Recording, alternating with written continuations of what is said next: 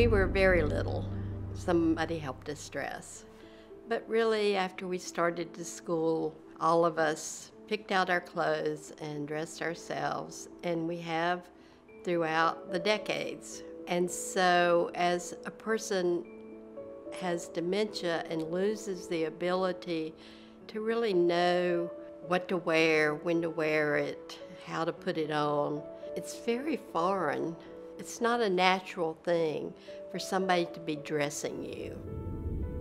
People with Alzheimer's forget what time of year it is, so they may try to put on a winter coat in the summertime, and you need to help them by maybe laying out their clothes, choosing outfits, putting colors together. And then, eventually they need help dressing themselves. Some people forget how to use a zipper or how to button up. So, it's just everybody's different, and you just see what their needs are. And sometimes Glenn might put on not one hat, but 5 hats. The important thing is not to struggle over dressing. It's not to make somebody get dressed. It's not to get into a fight about, oh, your daughter's coming today, you want to look nice, there's food on your... All that kind of rational talking does not make any difference. So what you need to do is offer the choices as though that's what they want to do. When you think about trying to help somebody dress, there's a couple of things to keep in mind. One is make it routine. So did the person before they got dementia like to get dressed before breakfast, or did they like to have breakfast in their pajamas and then get dressed? So keep that in mind. Remember what the routine was prior to the disease. And then make it simple. Don't have a closet full of clothes and say, what do you want to wear today? That's way too hard for a person to decide. Show them 2 pieces of clothing and say, would you like to wear the green shirt or the blue shirt today? Blue looks great with your eyes, but green is the color of spring. Make it a conversation. And when they choose it, say, that's a great choice. Give them some positive reinforcement. I'd like this, I guess, a little more, but it might be too much. Let's do that. We can do too much tomorrow, okay? If the person has a lot of clothes, like a lot of us women do, or a lot of shoes, just leave a few things in the closet and move everything out, and then you can rotate. If they're still able to do some things, let them be as independent as possible as long as possible. It's really important for people to feel like they're still competent, even in small things like dressing. So if they're able to dress themselves, you might lay out their clothes, their underwear, in the order in which they put it on, so that it's sequential. And if sometimes they get it out of sequence, don't yell and say, you shouldn't put your sock over your shoe, but just gently say, here, let me help you with that. And then let them put their sock on and then give them the shoe so that the sequence is correct. You also want to think about having comfortable clothing that's easy to get on and off. It has large openings, not tight. If they have buttons, you may need to cue them to button their shirt.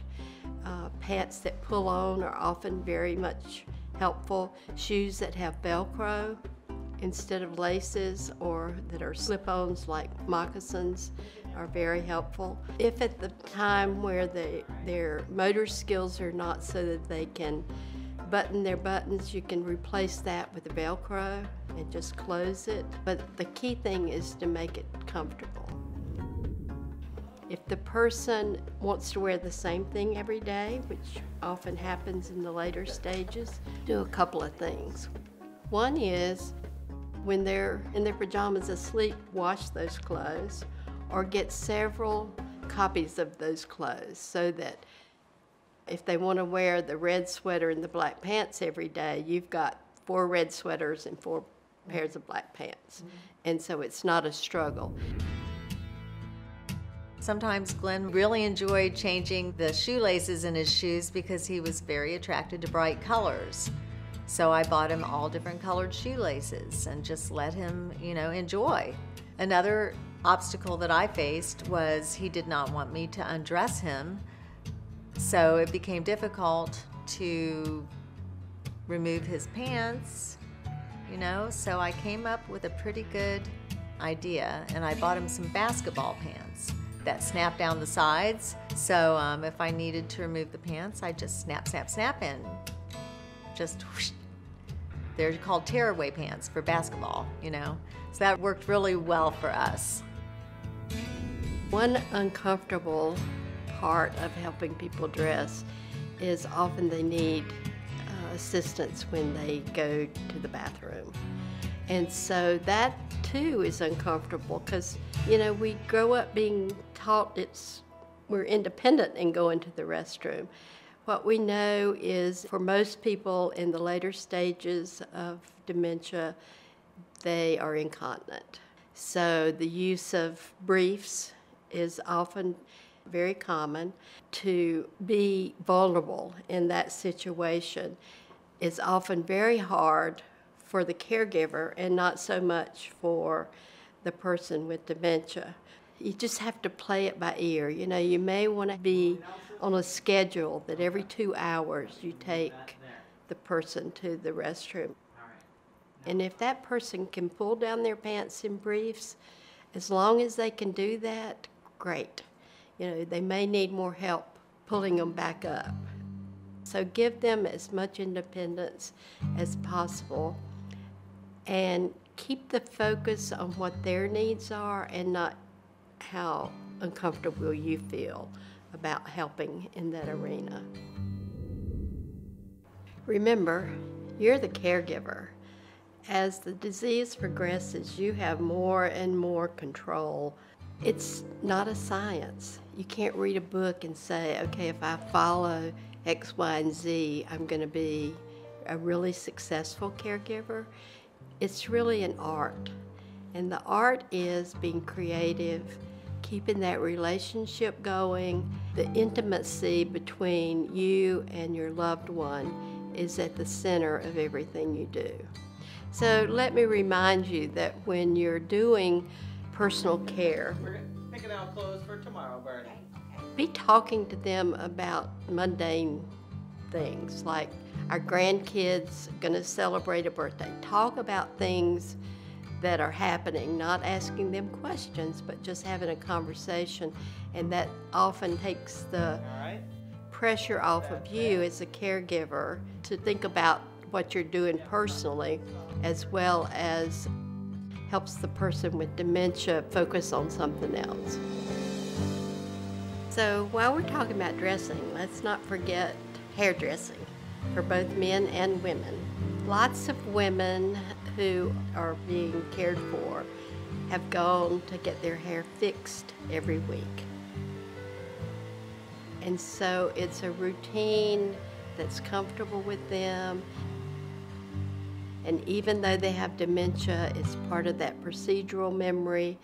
And you may want to continue to have that ritual every week, taking that person to get their hair fixed. With men, they're very used to going to the barber and sitting in a barber's chair with the cape around their neck.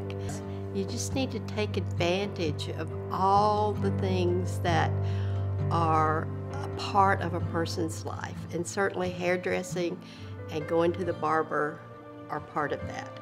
Also for women, many of them often have had manicures every week or every 2 weeks. So if they want to do that, I'd encourage people. Women like to look good, and it's something that you can also comment on when they get their nails done, that it looks so pretty, and they could pick out a color, give them 2 choices.